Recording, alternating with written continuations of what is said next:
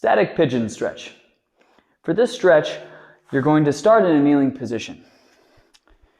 Your front leg is going to lay perpendicular, like an intersection, with your body. I personally like to hold my foot down. That keeps my heel from sliding back toward my hips.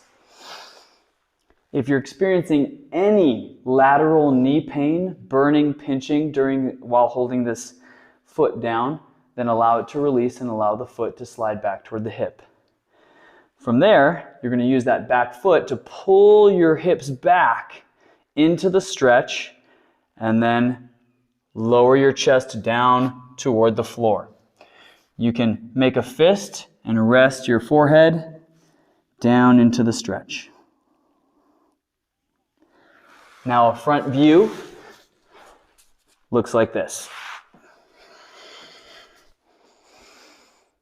You'll notice that my center line is centered with my shin.